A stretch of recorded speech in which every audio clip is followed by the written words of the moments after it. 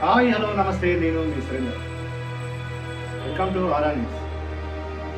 ఢిల్లీలో నిన్న జరిగిన దుర్ఘటన యావత్ దేశాన్ని తీవ్ర దిగ్భ్రాంతికి గురిచేస్తుంది. దేశ రాజధాని నగరంలోనే ఇలాంటి దారుణ సంఘటన చోటు చేసుకోవడం దురదృష్టకరం. ఎందుకంటే అక్కడ ఉండే సెంట్రల్ గవర్నమెంట్ మరియు ఉన్నత అధికారులు, ఉన్నత శాఖలన్నీ కేంద్రంలో ఉండే అన్ని ఢిల్లీ కేంద్రీకృతమై ఉండడం, అయినా కానీ వాళ్ళ ఆధ్వర్యంలో వాళ్ళ కన్సర్న్లలో ఇలాంటి దుర్ఘటనలు జరగడం అనేది చాలా బాధాకరం. సివిల్స్ కోచింగ్ అని ఢిల్లీకి బాట పెట్టిన ఆ ముగ్గురు విద్యార్థులకు ఆ కుటుంబాల్లో చేదు అనుభవాన్ని మిగిల్చారు. ఇన్స్టిట్యూట్లో చదువుకుంటున్న వీరు ఏ అన్యం పుణ్యాన్ని తెలియని వీళ్లకు ఏ రూపంలో చావు వచ్చిందో మీరు అందరూ చూశారు. అంతా పెద్ద మెట్రో సిటీలో డ్రైనేజీ వాటర్, అంటే కొద్దిపాటి వర్షానికి అక్కడ ఆ వాటరు సెల్లార్లోకి వచ్చి ఆ ముగ్గురు స్టూడెంట్స్ చనిపోవడం అనేది అధికారుల నిర్లక్ష్యం క్లియర్గా కనబడుతుంది. కేంద్రంలో బీజేపీ ప్రభుత్వాన్ని నిందించాలా, లేదంటే అక్కడ గవర్నమెంట్లో ఉన్న ఆమ్ ఆద్మీ పార్టీని నిందించాలా? అసలు ఎవరిని నిందించాలి అనేది మీరే డిసైడ్ చేసుకోండి. ఎందుకంటే అధికారుల నిర్లక్ష్యం వల్లే ఈ 3 ప్రాణాలు కోల్పోవడం జరిగింది అనేది ఎవరైనా అదే చెప్తున్నారు. ఎందుకంటే ఇప్పుడు సోషల్ మీడియాలో ఇదే విషయం ట్రెండింగ్ అవుతుంది. ఈ ముగ్గురు స్టూడెంట్లు చనిపోవడానికి గల కారణాలు అధికారులు, ఆ తర్వాత పాలకులే అని చెప్పి ఇక్కడ క్లియర్గా మనకు ఒక పిక్చర్ వచ్చేస్తుంది. ఎందుకంటే వాళ్ళు ఏదో రోడ్డు మీదకి పోయి యాక్సిడెంట్ అయి చనిపోలేదు, లేదంటే వాళ్ళు తొందరపడి ఈ సూసైడ్ చేసుకోలేదు, అదేవిధంగా ఎలాంటి ప్రాణాపాయ స్థితిలో వాళ్ళు ప్రయాణించలేదు. వాళ్ళ మానాన వాళ్ళు ఇన్స్టిట్యూట్లో స్టడీ హాల్లో ఉండి చదువుకుంటుండగా ఇలాంటి దుర్ఘటన చోటు చేసుకోవడం అనేది అసలు భారతదేశంలో ఇదొక విచిత్రమైన సంఘటనగా మనము అభివర్ణించవచ్చు.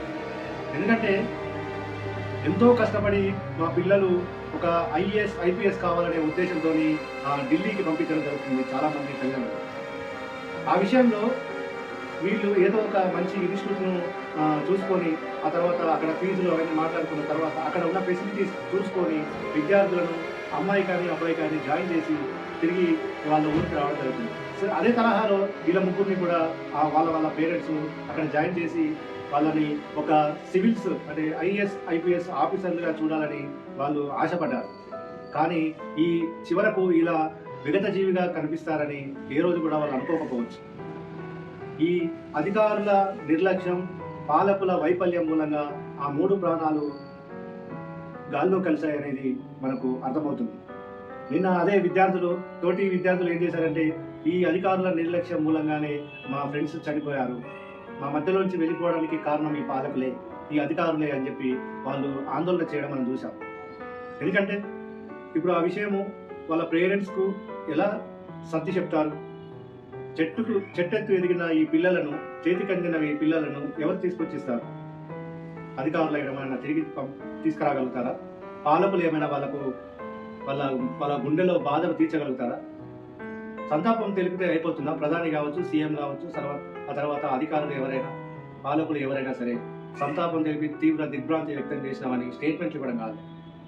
ట్విట్టర్లో, ఇన్స్టాలో, ఆ తర్వాత పోస్టులు పెట్టడం వల్ల వాళ్ళ కుటుంబాలలో వీళ్ళని తిరిగి తీసుకురాగలుగుతారా?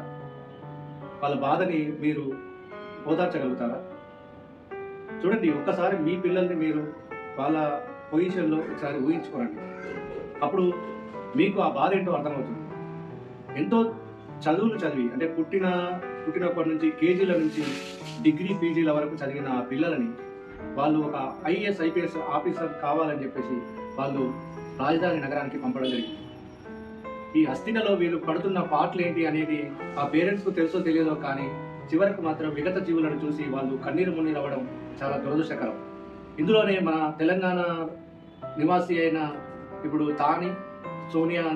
తానియా సోని అని చెప్పి ఒక యువతి మృతి చెందడం జరిగింది. అయితే వీళ్ళ ఫాదరు సింగరేణిలో ఒక ఉన్నత అధికారి.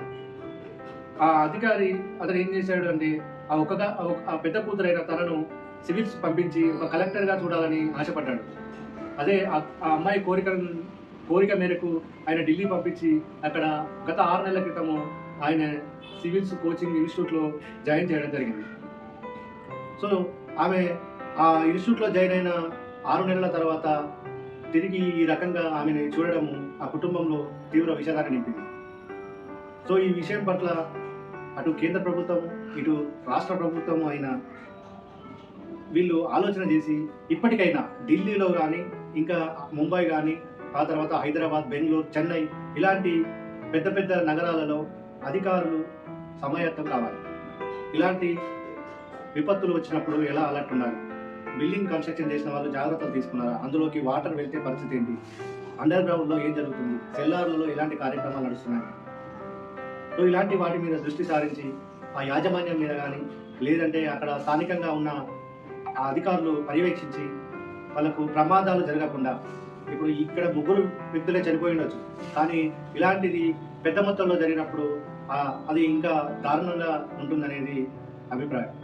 సో ఇప్పటికైనా మీరందరూ ఏకమై అధికారులు, వివిధ శాఖల అధికారులు అక్కడ అంతా ఓన్లీ ఢిల్లీలోనే కాదు మిగతా మెట్రో సిటీలలో పెద్ద పెద్ద నగరాలలో ఇలాంటి కార్యక్రమాలు ఎక్కడైతే జరుగుతున్నాయో వాటిని ఒకసారి పరిశీలన చేయండి. ఆ తర్వాత ఆ బిల్డింగ్లను ఒకసారి పర్యవేక్షించండి. పర్యవేక్షించిన తర్వాత అక్కడ ఎలాంటి సంఘటనలు చోటు చేసుకోకుండా పాత బిల్డింగ్లను ఉంటే వాటిని ఖాళీ చేయించడము, సెల్లార్లలో వాటర్ తర్వాత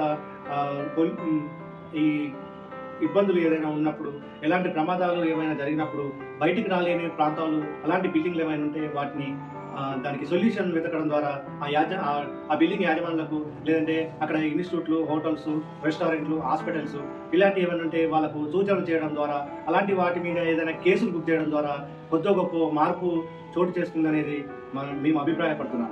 సో ఇప్పటికైనా ఈ ఢిల్లీ ఘటనలో మృతి చెందిన 3 కుటుంబాలకు సానుభూతి ప్రకటిస్తూ, అదేవిధంగా దీనికి సంబంధించిన అధికారులు ఎవరైతే బాధ్యులు ఉన్నారో వాళ్ళపై కఠిన చర్యలు తీసుకోవాలని అక్కడ ఏదైతే విద్యార్థులు డిమాండ్ చేస్తున్నారో, ఆ తల్లిదండ్రులు ఆరోపిస్తున్నారో వారిపైన ఈ చర్యలు తీసుకోవాల్సిందిగా కోరుచున్నాం.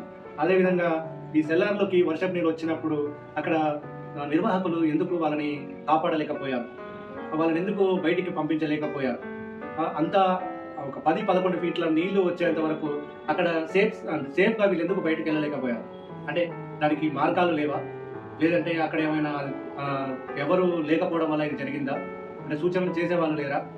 అసలు ఆ ఇన్స్టిట్యూట్ నిర్వాహకుల పరిస్థితి ఏంటి? వాళ్ళని అరెస్ట్ చేయడమే కాదు, అసలు వాళ్ళలో లక్షల ఫీజు కట్టి ఆ ఇన్స్టిట్యూట్లో వాళ్ళని నమ్మి ఎంతో మంది పేరెంట్స్ ఈరోజు వాళ్ళ ఇన్స్టిట్యూట్ పంపడం జరిగింది. సో ఇలాంటి దుర్ఘటనలే జరగడం వల్ల వాళ్ళు ఈరోజు ఏం తిరిగి తీసుకురాగలుగుతారు? ఇప్పుడు ఇది ఓన్లీ వాటర్తోనే ప్రాబ్లం వచ్చిందంటే సరే, అదే అగ్ని ప్రమాదం జరిగి ఉంటే పరిస్థితి ఏంటి, షార్ట్ సర్క్యూట్ జరిగి ఉంటే పరిస్థితి ఏంటి, విద్యుత్ షాక్ జరిగి ఉంటే పరిస్థితి ఏంటి, పెద్ద మొత్తంలో ప్రాణాపాయాలు ఉన్నాయి కదా. ఇప్పటికైనా అటు కేంద్రము ఇటు రాష్ట్రం అటు ఎవరైతే అధికారులు, ఆయా శాఖల అధికారులు ఎవరైతే ఉన్నారో వాళ్ళందరూ ఒకసారి రివ్యూ మీటింగ్ పెట్టుకొని ఇలాంటి సంఘటనలు జరగకుండా, సో ఢిల్లీలో ఇంకా ఏమి చర్యలు తీసుకోవాలి, ఈ వరద విపత్తులు కానీ తర్వాత వేరే అగ్ని ప్రమాదాలు చోటు చేసుకున్నప్పుడు ఎలాంటి ముందు జాగ్రత్తలు తీసుకుంటే బాగుంటుంది అనే దాని మీద చర్చ చేసి ఇలాంటి ఘటనలు మళ్ళీ పునరావృతం కాకుండా ఈ చనిపోయిన ఈ 3 కుటుంబాలలో మీరు తిరిగి వాళ్ళని సంతోషపెట్టలేరేమో కానీ ఇలాంటి బాధాకరమైన విషయాలు వేరే కుటుంబాలకు జరగకుండా మీరు చర్యలు తీసుకోవాల్సిందిగా ఆరా న్యూస్ హెచ్చరిస్తుంది. ఈ వీడియో నచ్చితే లైక్ చేయండి, షేర్ చేయండి. ముందుగా మా ఆరా న్యూస్ హెచ్డి ఛానల్ను సబ్స్క్రైబ్ చేసుకోండి. మీ ఫ్రెండ్స్ మరియు రిలేటివ్స్కి సబ్స్క్రైబ్ చేసుకోమని చెప్పండి. ఆరా న్యూస్ వెబ్సైట్ను అదేవిధంగా ఆరా న్యూస్ పేపర్ను ఫాలో అవుతూ ఉండండి. Thank you very much. నమస్తే.